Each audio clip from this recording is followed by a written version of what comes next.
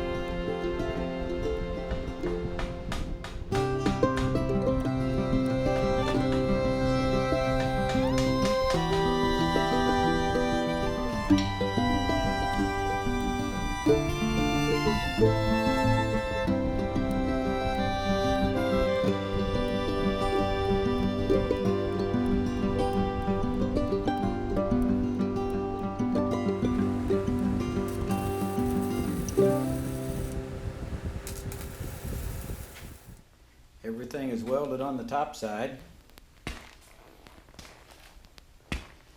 Gonna go grab me a bite of lunch. When I come back, we'll flip it up and start working on the bottom side.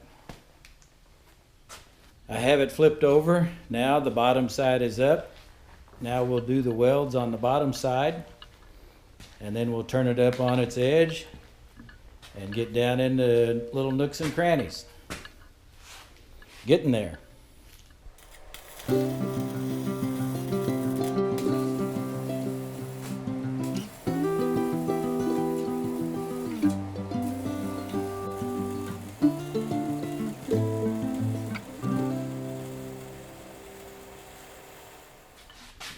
I have everything welded up where it needs to be. I have my axle setting in the spot that I believe is going to work out the best. I have my frame setting on the axle just to kind of give me an idea what it's going to look like. Everything looks pretty good. Looking at the Woodland Mills trailers online, I need to get an additional 3 inches of ground clearance. So my plan is to cut some more of this 3-inch channel iron, build a rectangle, and weld it to the bottom side of the trailer, and then weld my spring hangers on it. That'll give me that 3 inches that I need. And then looking at the Woodland Mills website, by the time you get your tracks on there, all the adjustments, the top of the bunk should be somewhere in the neighborhood of 26 inches, just a little over. And that'll be just about right, and it'll leave me a little room for adjustment. I have the rectangle I built for my axle spacer in place. I've got it squared up. I've got it clamped in. I'll tack weld it, then I'll remove my clamps and do some of the final welds.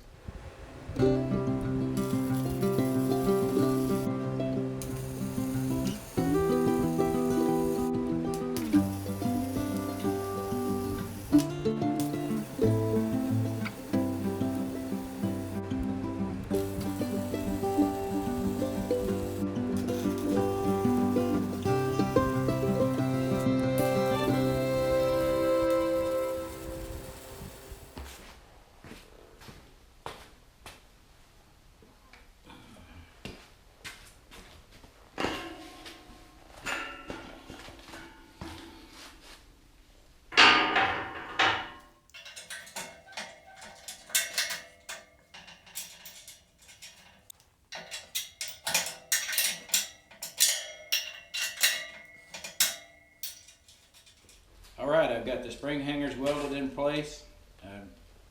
I'll get the axle mounted. Then we're going to turn around and start working on the front. I've got some tubing. I'm going to make a slide out detachable tongue for it. I'll show you that process here in just a minute. We'll get started on bolting this axle together.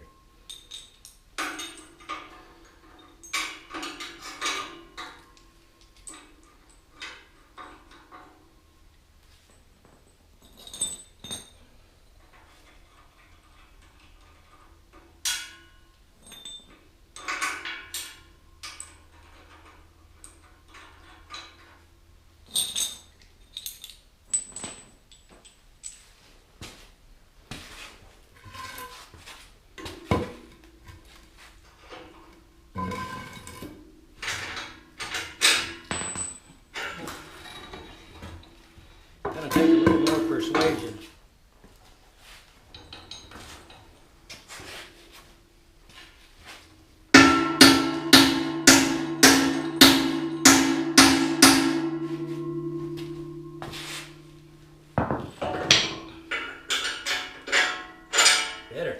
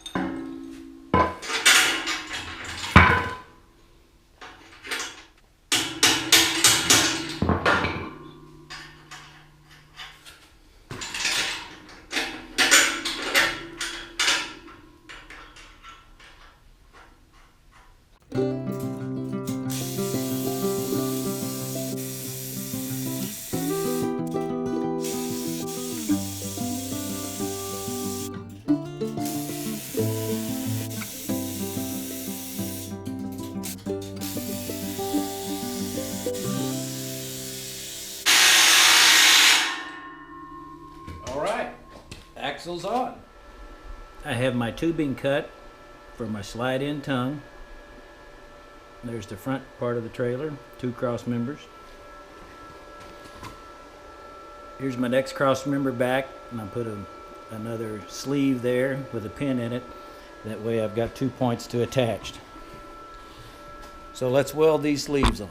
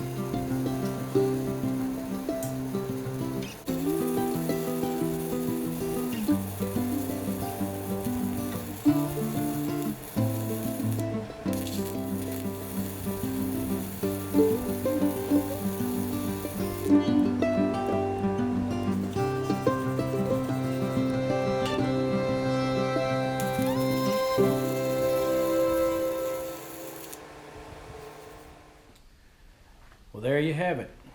It's getting a little closer to being done. I still have to finish up the tongue, put the coupler on there with the safety chains. I've got them on order. I've also got a weld on the jacks, and we should be good to go.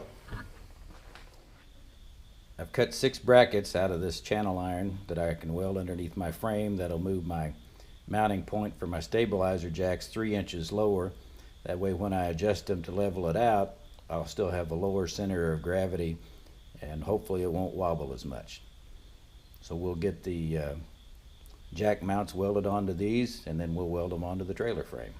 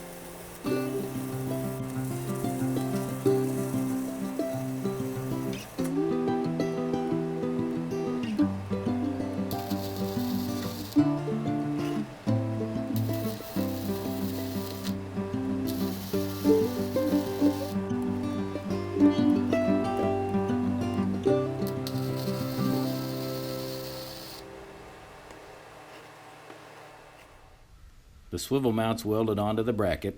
I do have the bracket clamped to the frame. I'll tack it in, and then there's only 5 more to do.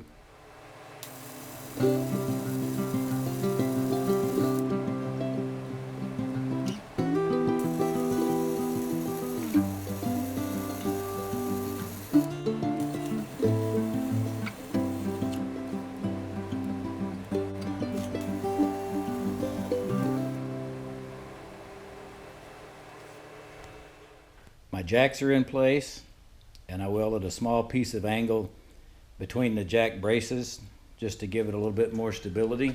I put one on all 3 of the cross members.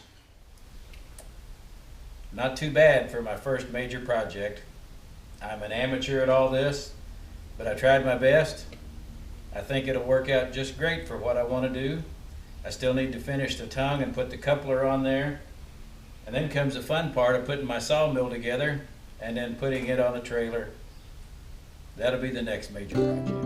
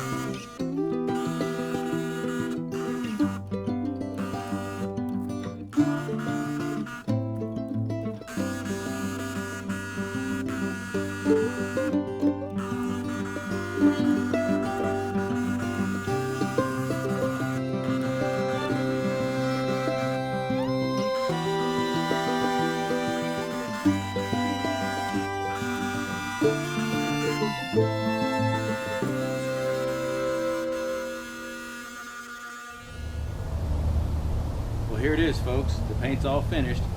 All I need now is my sawmill on it.